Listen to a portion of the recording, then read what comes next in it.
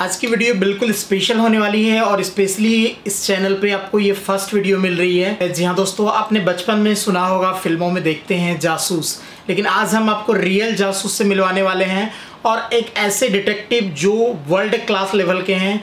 Detective गुरु के नाम से इन्हें जाना जाता है और बहुत ही फेमस नाम है। आज हमारे साथ में सर होंगे राहुल जी। सर कैसे हैं आप? हेलो, बहुत बढ़िया, बहुत बढ़िया। आपको थैंक यू बोलना चाहूँगा, आपने हमें टाइम दिया। काफ़ी टाइम से इस तरह की वीडियो का इंतजार था हमें। आपका भी धन्यवाद, आप आए टाइम निकाल के। जी बिल्कुल, thank you sir, thank you so much. सबसे पहले सर हम जानना चाहेंगे आपके फर्म के बारे में और आप थोड़ा सा अपने बारे में बताएं। देखिए, फर्म जो हमारी कंपनी है उसका नाम है secret watch detectives private limited ji, और ब्रांड नेम जो है हमारा डिटेक्टिव गुरु है। मैं पिछले 27 साल से इस फील्ड में हूँ। 95 से मैं काम कर रहा हूँ और करीब 5 साल मैंने अलग अलग कंपनीज़ के अंदर, इंटरनेशनल कंपनीज़ के अंदर जॉब की, डिटेक्टिव एजेंसीज के अंदर। उसके बाद मैंने अपना शुरू किया था सीक्रेट वॉच डिटेक्टिव्स के नाम से, और अभी पिछले 22 साल से मैं अपनी एजेंसी चला रहा हूँ इस नाम से जी। और बहुत से बच्चे जो हैं, लड़के लड़कियां यहाँ से सीख के गए हैं, अच्छा काम कर रहे हैं, दूसरी एजेंसीज में भी काम कर रहे हैं, हमारे साथ भी काम कर रहे हैं जी। तो वो मुझे गुरु मानते हैं, तो इसलिए धीरे धीरे हमारा जो नाम है वो डिटेक्टिव गुरु के नाम से फेमस हो गया। तो मैंने सोचा कि इसी को हम अपना ब्रांड नेम क्यों ना बनाएं। बिल्कुल बिल्कुल, ऐसे तो बहुत सारे आपको मार्केट में मिल जाएंगे डिटेक्टिव एजेंसी, बट जो सर्विसेज आपको रियल जगह से मिलती है और ट्रस्टेबल सर्विस मिलती है, तो उसके लिए आप जो है यहाँ पे ज़रूर विजिट कर सकते हैं अगर आप आसपास से हैं। और अगर आपको रिक्वायरमेंट है इस तरह की सर्विस की, आप परेशान हैं किसी भी तरह के प्रॉब्लम को लेके, खासकर अभी के टाइम में सर अगर बात करें तो सबसे ज़्यादा रिलेशन की प्रॉब्लम चल रही है। पहले जो आपने बोला कि रियल जी, मैं थोड़ा सा इस पे बोलना चाहता हूँ। जी बिल्कुल। इंडिया के अंदर बहुत सारी डिटेक्टिव एजेंसीज हैं और अच्छा काम कर रही हैं, सभी अच्छा काम कर रही हैं, लेकिन कुछ एजेंसीज ऐसी हैं जो रजिस्टर्ड नहीं है, जो जैसे हमारी एसोसिएशन है APDI, इंडिया की एक इकलौती एसोसिएशन है जो प्राइवेट डिटेक्टिव्स को एफिलिएट करती है, सर्टिफाइड करती है, और बहुत सी ऐसी एजेंसीज हैं जो इनके साथ जुड़ी हुई हैं और एथिक्स के बेस पे काम करती हैं जी। हमारे बीच कोई कंपटीशन नहीं है, सभी अच्छा काम करते हैं। और कई बार तो ऐसे होता है कि कोई क्लाइंट हमारे पास आता है, बहुत बोल्ड माइंडेड क्लाइंट होता है, तो वो कहता है जी आपसे बातचीत करके ना बहुत मज़ा नहीं आया जी, ठीक है, तो क्या आप किसी और का रेफरेंस दे सकते हो? ओके, ठीक है। तो हम दे देते हैं उनको रेफरेंस कि ठीक है, आप इनसे भी मिल लो, इनसे भी मिल लो। हम 2-3 रेफरेंस उनको दे देते हैं जो आसपास के होते हैं कि आप आए हो तो आप मिल लो, कोई दिक्कत वाली बात नहीं है। तो हमारे यहाँ पे कंपटीशन नहीं है कोई। अगर कभी क्या होता है कि जैसे, क्योंकि ये सर्विसेज रेगुलर नहीं लेते हैं लोग, जब जरूरत होती है तभी लेते हैं। मान लो 10 साल पुराना मेरा कोई क्लाइंट है, बिल्कुल, उसके पास हो सकता है आज मेरा नंबर ना हो, ठीक है, वो किसी एजेंसी को फोन करे कि मुझे राहुल राय गुप्ता का नंबर चाहिए, तो अगर वो एजेंसी APDI के साथ जुड़ी हुई है तो वो खुद बात नहीं करेगी ये बोल करके कि अच्छा आप अपना केस हमें बता दो, हम कर देंगे। वो राहुल राय गुप्ता यानी कि मेरा नंबर दे देंगे। ओके, ठीक है, और मैं भी ऐसे ही करता हूँ। तो हम इसी तरीके से प्रैक्टिस करते हैं, हमारे बीच में आपस में कंपटीशन नहीं है, हम अच्छा काम करते हैं। बट लेकिन अभी क्या हो गया कि जैसे जैसे लोग बढ़ते जा रहे हैं, सर्विसेज की ज़रूरत बढ़ती जा रही है, तो कुछ ऐसे लोग इस फील्ड में आ जाते हैं जिनको नॉलेज नहीं होती कि कैसे काम करना है, उनका कोई ज़्यादा उनका बस मेन पर्पस होता है कि सर किसी तरह से मैं पैसा कमाना है। शॉर्ट जो यूज़ करते हैं, तो शॉर्टकट यूज़ करते हैं, तो वो लोग इस फील्ड में आ जाते हैं। तो उनसे कई बार हमें परेशानी होती है, क्योंकि वो उनको काम तो नहीं करना है, तो उनको सिर्फ पैसा लेना है, ठीक है ना। तो हम टाइम टू टाइम वीडियोस के थ्रू, अपने सोशल मीडिया हैंडल्स के थ्रू लोगों को आगाह करते हैं कि भाई ऐसे लोगों के बीच में मत फंसो, आप उनका थोड़ा सा 5 मिनट लगा के उनकी भी चेकिंग करो कि वो किसी एसोसिएशन के साथ जुड़े हुए हैं या नहीं। कहीं जैसे वर्ल्ड एसोसिएशन ऑफ डिटेक्टिव्स है, मैं उसका भी मेंबर हूँ, और बहुत सारे इंडिया के अंदर जो डिटेक्टिव्स हैं वो वर्ल्ड एसोसिएशन के भी मेंबर हैं जी, या सर्टिफाइड इंटरनेशनल इन्वेस्टिगेटर है जी। तो मुझे लगता है कि कोई अगर हायर करता है किसी को, तो उनको पहले देख लेना चाहिए कि उनकी क्रेडेंशियल्स क्या है। सर बात करते हैं हम जासूस की, जैसे हमने फिल्मों में देखा सर, काफ़ी सारे इस तरह के आपने देखा होगा जासूसी करते हुए और ये तो वो और रियल लाइफ में क्या है सर, थोड़ा सा बताएं एक व्यूअर्स के लिए। देखिए रियल लाइफ में और रियल लाइफ में बहुत ज़्यादा अंतर तो नहीं है जी, लेकिन क्या होता है कि जब हम पर्दे पे या सिनेमा पे या वेब सीरीज़ में या सीरियल्स में किसी जासूस को देखते हैं, उसको सिनेमा का एक टच दिया जाता है, ड्रामा क्रिएट किया जाता है उसके साथ कि जासूस बड़ी सी हैट पहनेगा, एक कोट पहनेगा, इस तरीके का जासूस लगेगा। लेकिन सोचने वाली बात है कि अगर हम किसी को फॉलो कर रहे हैं, किसी पर्सन को, किसी कल्प्रेट को फॉलो कर रहे हैं, तो अगर हमने ऐसा कुछ पहना होगा तो हम दुनिया की नज़र में आएंगे, उसकी नज़र में भी आएंगे। बिल्कुल। तो वो रियल नहीं होता है एक्चुअली। तो वो सिर्फ हमें एक दिखाने के लिए और एक पिक्चर के अंदर एक स्पाइसी उसको करने के लिए इसलिए वो दिखाया जाता है। तो अदरवाइज उसमें सच्चाई नहीं होती। हम अगर काम करते हैं, हमारे फील्ड एजेंट काम करते हैं, वो बहुत नॉर्मल रहते हैं। उनको हम ये बताते भी हैं कि किस कलर की शर्ट पहननी है तुमने, ठीक है ना, मौसम के हिसाब से कौन से कपड़े पहनने हैं तुमने। जी। अगर आप मौसम के हिसाब से कपड़े नहीं पहनोगे तो आप भीड़ में पहचाने जाओगे। आप अगर गर्मी में सर्दी के कपड़े पहनोगे और सर्दी में गर्मी के कपड़े पहनोगे तो आपको लोग नोटिस करेंगे। तो एक जो फील्ड एजेंट है उसको नोटिस नहीं होना चाहिए, उसको बहुत नॉर्मल रहना चाहिए, उसको पहचान में नहीं आना चाहिए कि हाँ ये कोई अलग तरीके का जासूसी कर रहा है या कुछ भी कर रहा है। बिल्कुल बिल्कुल आपको फॉलो कर रहा है। अभी के टाइम में बहुत ज़्यादा डिमांड होगी, जैसे आपको एक डॉक्टर की ज़रूरत है, एक आपको वो लॉयर की ज़रूरत है, एक इंजीनियर की ज़रूरत होती है, इसी तरह से एक डिटेक्टिव की अभी के टाइम में बहुत ज़रूरत होती है।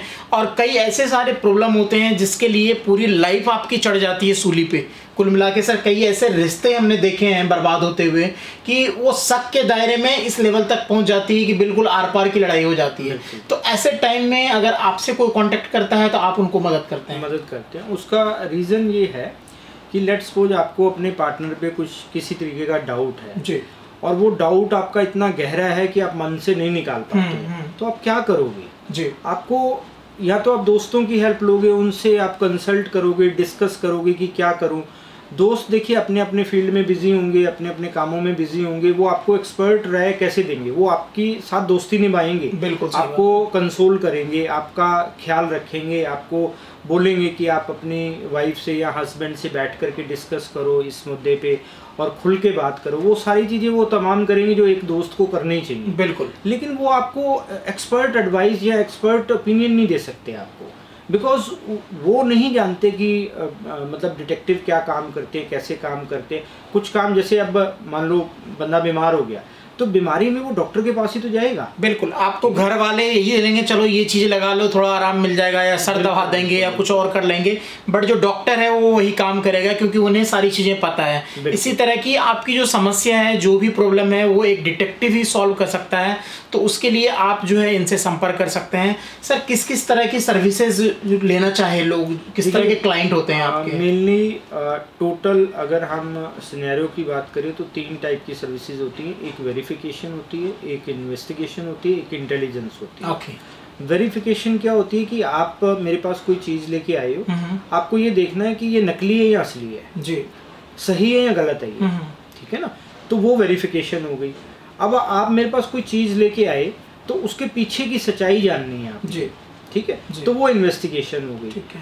अगर आप मेरे पास आए, आपको डर है कि आपको कोई फॉलो कर रहा है या आपके साथ ऐसा कुछ होने वाला है, या आपके पास कोई ऐसी कोई कॉल आई है या कुछ ऐसा हुआ है, और या जाहिर सी बात है आप पुलिस के पास जा सकते हो। लेकिन कुछ सिविल मामले ऐसे होते हैं कि यहाँ पे पुलिस एंटरटेन नहीं कर पाती है ऐसे केसेस को, क्योंकि अभी क्राइम कोई हुआ नहीं है जी, ठीक है जी। ना आपके पास कोई प्रूफ है कि आपके पास कोई कॉल आई है, लेकिन आपको इंट्यूशन है ऐसा कि आपके साथ ऐसा हो सकता है, ठीक है, या आप किसी के साथ डील कर रहे हो तो आपको लगता है कि वो बंदा आपको धोखा ना दे दे। अब पुलिस इसमें कुछ नहीं कर पाएगी, सही बात, ठीक है ना।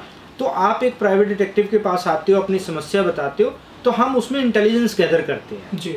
तो इंटेलिजेंस होती है किसी भी इंसिडेंट को होने से पहले की जानकारी इकट्ठा करना, ताकि वो इंसिडेंट हो ही ना। बिल्कुल। जैसे गवर्नमेंट ऑफ इंडिया की बात करूं तो रॉ और आईबी काम करती हैं, तो उसी तरीके से प्राइवेट जो डिटेक्टिव्स हैं वो भी इसी तरीके से प्राइवेट लोगों के लिए काम करते हैं जब ज़रूरत होती है तो। ग्रेट, काफ़ी सारी चीज़ें अभी सर से हमें जाननी है, तो बहुत कमाल की ये वीडियो होने वाली है। अगर आप रियली परेशानी से जूझ रहे हैं और आप चाहते हैं किसी की मदद लेना, क्योंकि कई सारी समस्या ऐसी होती है जो आप अपने आसपास के लोगों से बात नहीं कर सकते, आप रिश्तेदारों से बात नहीं कर सकते, क्योंकि कई बार होता है कि वो आपका गलत फ़ायदा उठा लेते हैं। तो ऐसे टाइम में आपको एक ऐसे व्यक्ति की तलाश होती है जो एग्जैक्टली आपके प्रॉब्लम को सॉर्ट आउट कर सके। सर, जैसे हम बात कर रहे थे आपकी इंडिया में भी काम करते हैं, इंडिया से बाहर के भी क्लाइंट आपके हैं, तो ये कैसे काम होता है, किस तरह का काम होता है? देखिए, इसको इस तरीके से समझिए कि प्राइवेट डिटेक्टिव्स के लिए कोई जियोग्राफिकल बाउंड्रीज नहीं है जी। ठीक है, हम यहाँ पे बैठ कर के अमेरिका में भी काम कर सकते हैं, और अमेरिका का कोई क्लाइंट हमसे इंडिया में भी कोई काम कोई इन्वेस्टिगेशन होती है ज़रूरी, तो वो हम कर सकते हैं, उसमें करते हैं। क्योंकि मैं अगर अपनी बात करूं तो मैं वर्ल्ड एसोसिएशन ऑफ डिटेक्टिव्स का मेंबर हूं। वर्ल्ड एसोसिएशन ऑफ डिटेक्टिव जो है वो यूएस के अंदर एक एसोसिएशन है जो करीब 165 कंट्री में काम करती है। ओके। और हर जगह पे इनके प्राइवेट डिटेक्टिव्स होते हैं, जासूस होते हैं जो इनके मेंबर होते हैं। तो अगर मुझे किसी भी कंट्री में काम कराना है तो मैं अपने जो को फेलोज़ हैं, को प्रोफेशनल्स हैं, मैं उनके साथ बात करूंगा, उनसे कांटेक्ट करूंगा और उनसे उस एरिया की, जिस एरिया की मुझे इन्वेस्टिगेशन करनी है, कोई वेरिफिकेशन करनी है, मैं उनसे बातचीत करूंगा। वो मुझे एक उसका बताएंगे कि वो कैसे कर सकते हैं, उसको मैं क्लाइंट के साथ शेयर करूंगा और हम काम शुरू कर देंगे। ओके। तो कुल मिला के बहुत बड़ा नेटवर्क होता है सर आप लोगों का, और बिल्कुल कहीं पे भी हैं आप, ऐसा नहीं है कि अगर ये दिल्ली में वीडियो शूट हो रही है तो दिल्ली एनसीआर के लिए हैं, ऑल इंडिया ऑल वर्ल्ड के लोग इनसे जुड़ सकते हैं, और दूर दूर के क्लाइंट हैं, क्योंकि काफ़ी पुराने टाइम से है इनका जो है जासूसी का जो है पूरा यहाँ पे काम। तो सर बात करें अगर हम, जैसे कोई भी अगर चाहता है इस सर्विस को लेना आपसे, तो कैसे ले और क्या क्या होती हैं सर रिक्वायरमेंट की जब उन्हें लेना चाहिए ये सर्विस? इसमें 3 स्टेप मेजर हैं जो मैं समझता हूँ। पहला स्टेप ये है कि आप हमसे संपर्क करेंगे जी। हमारी जो टीम है, डेडिकेटेड टीम है, वो आपको बताएगी कि हमारा प्रोसीजर क्या है। वो आपको एक लिंक भेजेगी, उसके थ्रू आप एक कंसल्टेशन मेरे साथ बुक करेंगे जी। अगर आपको पता है कि आपको काम क्या कराना है, एग्जैक्टली पता है कि मुझे ये पर्टिकुलर सर्विस चाहिए और इस तरीके की चाहिए, आपको कोई कंसल्टेशन नहीं करनी है, मेरे साथ बात करने की जरूरत नहीं है, मेरी टीम हैंडल करेगी केसेस को, उसमें कोई कंसल्टेशन फीस नहीं है जी। तो उसमें आप डायरेक्ट बातचीत कर सकते हो। बट अगर आपको लंबी बात करनी है और आपको एक्सपर्ट एडवाइस भी चाहिए कि आपको क्या करना है, आपको पता नहीं है कि आपको इस पर्टिकुलर केस में आपको प्रॉब्लम पता है लेकिन उसका सोल्यूशन नहीं आपको पता, तो सोल्यूशन के लिए मेरे पास आप आते हो, मैं कंसल्ट करता हूँ आपके साथ, टेलीफोन पे कंसल्ट करता हूँ, वर्चुअल मीटिंग जूम या गूगल मीटिंग पे कंसल्ट करता हूँ, या फिर अगर कोई ऑफिस आ सकता है तो कंसल्ट करता हूँ। तो वो कंसल्टेशन के चार्जेस हैं 1000 रुपये से लेके 3000 रुपये तक चार्जेस लेते हैं हम जी। तो उसमें हम आधा घंटा से लेके 1 घंटे तक डिस्कस करते हैं केस को पूरा। मैं केस को समझता हूँ, केस को समझ के मैं आपको 2 चीज़ें बताता हूँ। एक तो आप खुद अपने केस में क्या कर सकते हो। ओके। अगर मुझे ऐसा लगता है, फील होता है कि अभी आपको इन्वेस्टिगेशन की ज़रूरत नहीं है तो मैं उस तरीके से आपको गाइड करता हूँ। अगर मुझे लगता है इन्वेस्टिगेशन की ज़रूरत है बट इसमें मेरी ज़रूरत नहीं है, आप खुद से इन्वेस्टिगेशन कर सकते हो जी। खुद से मैं आपको ऐसी चीज़ें बता सकता हूँ जिसमें आप खुद कुछ ना कुछ काम कर सकते हो। क्या बात है। तो वो आपको समझ लो कि एक कंसल्टेशन में ही आपका काम निपट गया। और यहाँ पे मेरी ज़रूरत है, मुझे लगता है कि यहाँ पे मैं फिट बैठता हूँ, और ये मेरे साथ होता है 10 में से 2 या 3 केसेस में। बाकी केसेस में मैं क्लाइंट को जो है थोड़ा ट्रेंड भी कर देता हूँ, फ़ोन पे बता भी देता हूँ कि आपको क्या करना है, गाइड भी कर देता हूँ और उनको बैकअप भी देता हूँ कि अगर आपको जब भी मेरे को बात करनी हो तो आप कंसल्टेशन बुक करो, मेरे से बात कर लो। मैं आपको ये चीज़ें सारी बताऊँगा कि कैसे आप खुद इन्वेस्टिगेशन कर सकते हो, ठीक है ना। उसमें आपको बहुत ज़्यादा पैसा खर्च करने की ज़रूरत नहीं है। तो बल्कि मैं पैसे की अहमियत समझता हूँ तो मैं कोशिश करता हूँ कि कम से कम पैसा लोगों का खर्च हो, बट लेकिन मैं अगर सर्विस देता हूँ तो थोड़ा फिर खर्चा करना पड़ता है उसमें। बिल्कुल, ये सर्विस वाकई में अगर अच्छी क्वालिटी की सर्विस आपको चाहिए तो उसके लिए डेफिनेटली आपको अच्छा पेमेंट तो करना ही पड़ता है। बट सर ने जैसा बताया मुझे याद आती है सीधा डॉक्टर की, जैसे कई अच्छे डॉक्टर होते हैं वो आपको फीस लेने के बाद ही वो दवाई भी नहीं लिखते, बोलते ये चीज़ें करो अपने आप ठीक हो जाएगा, कोई दवाई नहीं लेनी है, परहेज बता देते हैं।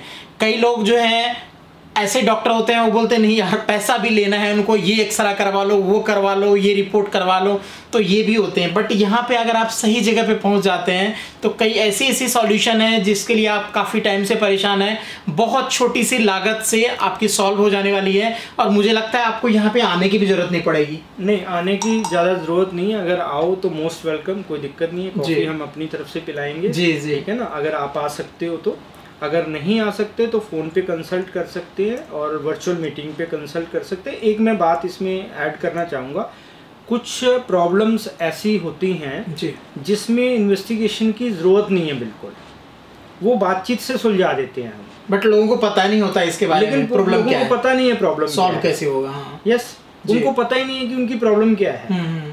ठीक है, जो वो पोस्ट मैट्रिमोनियल में भी होती है, प्री मैट्रिमोनियल में भी होती है। प्री मैट्रिमोनियल में बहुत ज़्यादा होती है। कोई भी लड़का लड़की जब शादी करने के लिए निकलते हैं तो वो कुछ ना कुछ रिश्ते देखते हैं अपने लिए, घर वाले भी उनको रिश्ते दिखाते हैं, मैट्रिमोनियल वेबसाइट्स के थ्रू भी देखते हैं, तो वो कई बार कंफ्यूज होते हैं कि ये इस तरीके का पर्सन है और ये चीज़ें बात कर रहा है। ठीक है ना।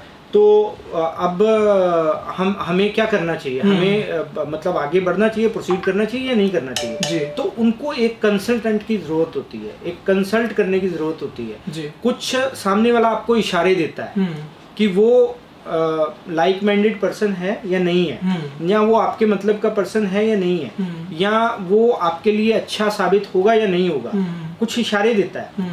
तो ये हमारी ड्यूटी है कि हम इशारे समझ सकते हैं या नहीं। अगर हम नहीं समझते तो आप हमारे पास आओ, आप हमें पूरी बात बताओ, हमसे डिस्कस करो, हम आपको फ़ोन पे आधे घंटे की कंसल्टेशन में ही बता देंगे कि आपको इस रिश्ते के लिए जाना चाहिए या नहीं जाना चाहिए। क्या बात है, क्या बात है, ग्रेट, अमेजिंग, काफ़ी अच्छा लग रहा है हमें बात करके। बहुत सारी चीज़ें जानने को मिल रही है। लाइफ में हर एक तरह की समस्या होती है और ख़ास करके रिश्तों में। और जैसे सर ने बताया आपको प्री मैरिज जो है और आफ्टर मैरिज जो होती हैं ये ज़्यादा समस्या होती है। कई बार आपको डिसीजन लेने में परेशानी हो रही होती है कि आप किसी के साथ काफ़ी टाइम से लिविंग में रह रहे हैं, उसके साथ हम कंटिन्यू करें या नहीं करें, वो आपके प्रति वफादार है या नहीं है, इस तरह की समस्या होती है। कई बार होता है आप ऑलरेडी शादीशुदा हैं और उसके बाद लाइफ में प्रॉब्लम आ रही है। बट इन सारी समस्याओं के लिए ऐसा नहीं है कि बहुत डीप में जाके आपको इसका इन्वेस्टिगेशन कराना है। कई छोटी छोटी चीज़ें होती हैं जो आप सर से कंसल्ट करके और घर बैठे भी इसका समाधान ले सकते हैं। तो कुल मिला के ये काफ़ी आसान हो जाती है सर, अगर आपसे कोई बात कर लेता है तो। देखिए क्या है कि हमारे यहाँ पे इंडिया के अंदर जो काउंसलिंग हम कह सकते हैं इसको, काउंसलिंग का हम तब जाते हैं काउंसलिंग पे जब हम बहुत परेशान हो जाते हैं या बिल्कुल सर से पानी निकल जाए। जी बिल्कुल।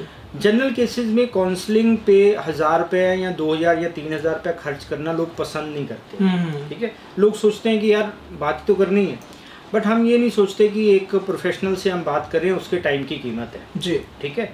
अब मेरे पास 24 घंटे हैं, उसमें मैं 8-10 घंटे सोऊंगा भी, अपने पर्सनल काम भी करूंगा। मैं ऑफिस को कितना दे सकता हूँ, 8 या 10 घंटे दे सकता हूँ, 12 घंटे दे सकता हूँ। उस 12 घंटे में मुझे पूरे ऑफिस का सेटअप चलाना है, अपनी लाइफ को चलाना है, अपने आप को मैनेज करना है। तो अगर मेरे पास 12 घंटे, तो एक दिन के अंदर मैं ज़्यादा से ज़्यादा 10 या 12 लोगों से ही बात कर सकता हूँ। बिल्कुल। तो उस टाइम की मेरी एक कीमत है। बिल्कुल। ठीक है ना। तो हमें प्रोफेशनल की मुझे लगता है कि एक वो समझना चाहिए, उसका टाइम की वैल्यू समझनी चाहिए। और जो लोग हमारे पास आते हैं वो खुश होके जाते हैं, उनको लगता है कि हाँ हमें कुछ मिला है। जी। और कई बार तो ऐसे हुआ कि लोग, कई क्लाइंट्स हैं वॉक इन आ गए ऑफिस में, आसपास रहते हैं, जैसे हम साउथ दिल्ली में बैठे हैं अभी, तो साउथ दिल्ली में कोई है, किसी को ज़रूरत है, उन्होंने नेट पे देखा और हमारे पास सीधा आ गए। तो मेरे से मिलने से पहले मेरी जो टीम है उनसे पर्ची काट देती है उनकी कि भाई ये 1000 रुपये का चार्जेस है सर से मिलने के, तो वो आप दे दो।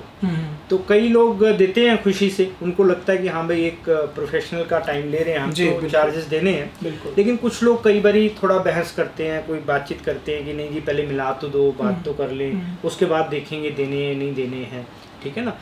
तो वो फिर मतलब हो नहीं पाती उससे बातचीत।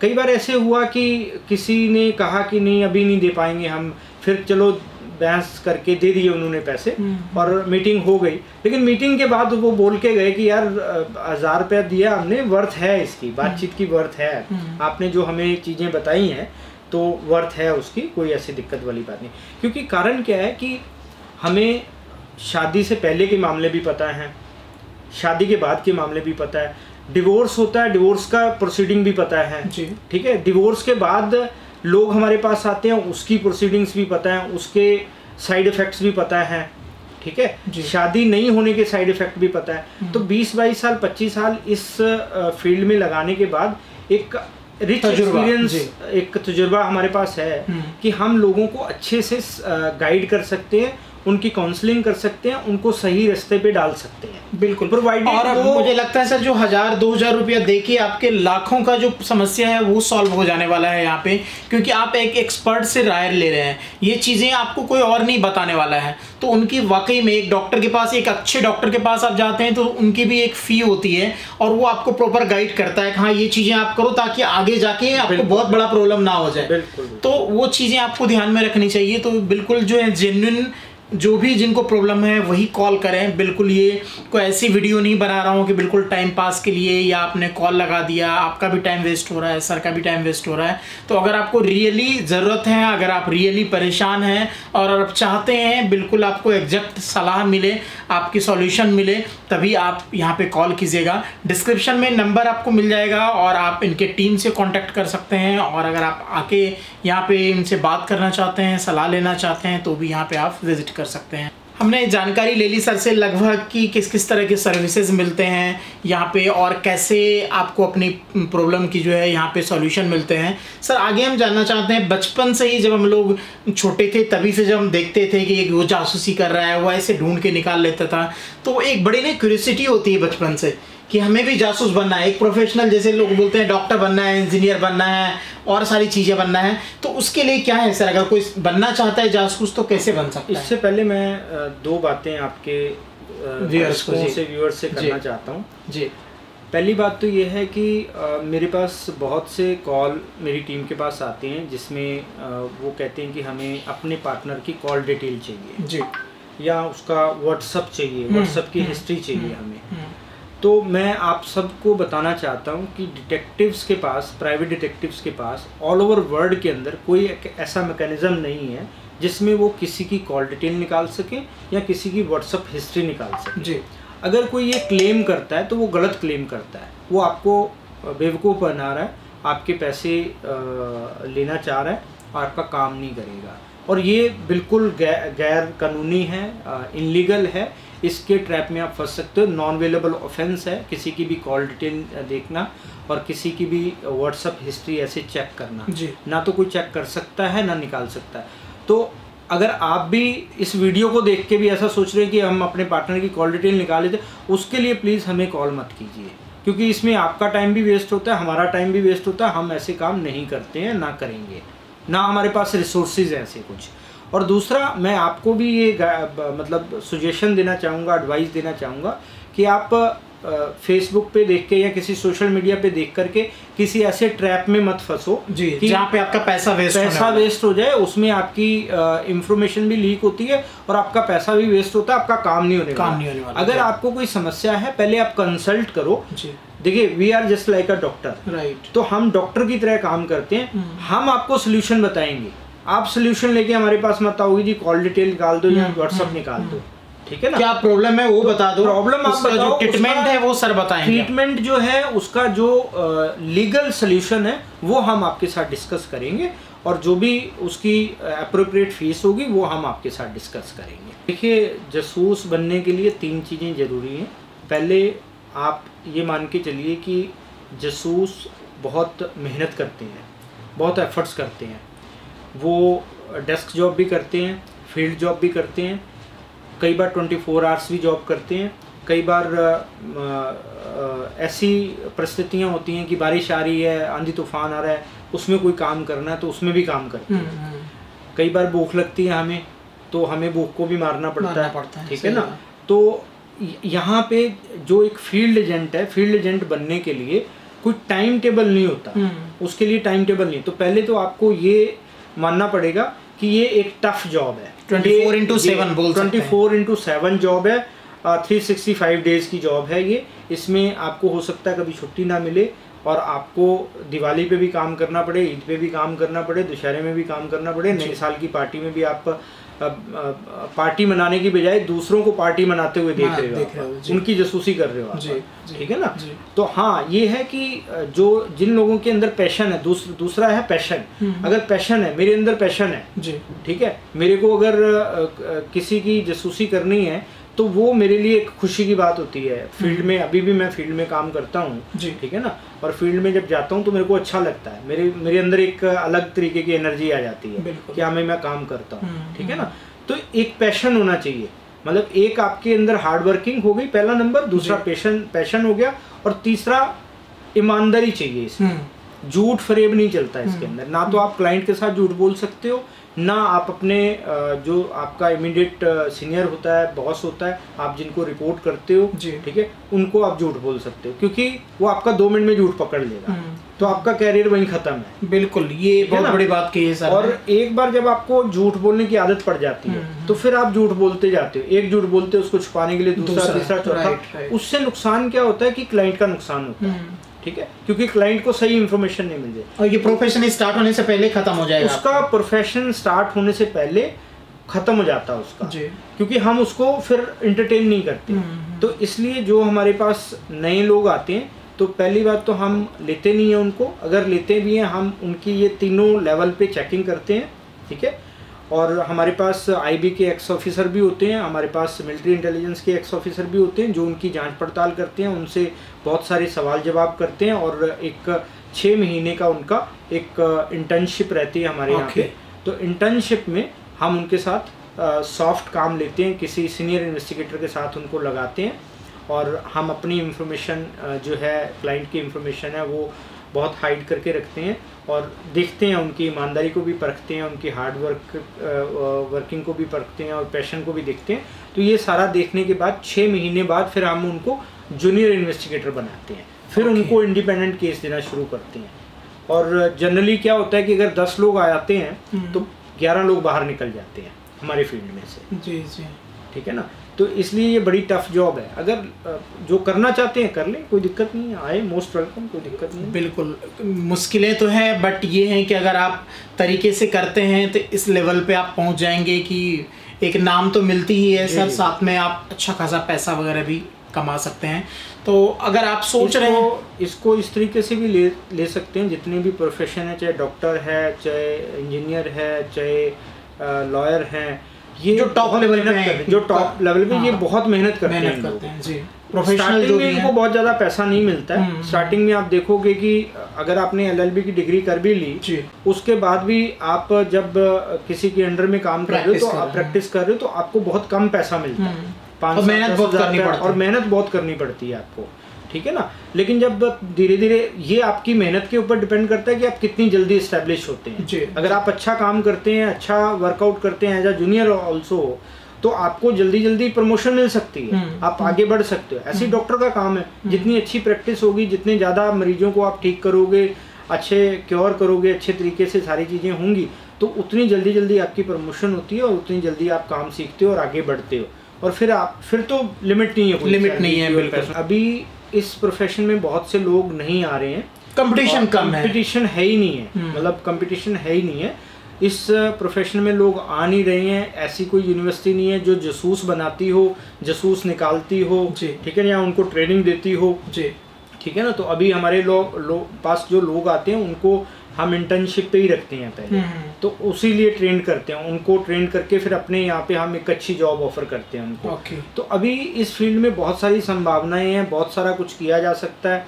जो लोग आए इस फील्ड में वो अच्छा सा मन बना के आए कि उनके अंदर हार्ड वर्किंग करने का भी है, उनके अंदर पैशन भी है, और उनके अंदर ईमानदारी भी है। तो अगर ये सारी चीज़ें हैं तो मुझे लगता है कि एक अच्छा इन्वेस्टिगेटर बना जा सकता है। Great, thank you sir, thank you so much. आपने काफ़ी सारी चीज़ें बताई हमारे व्यूअर्स को।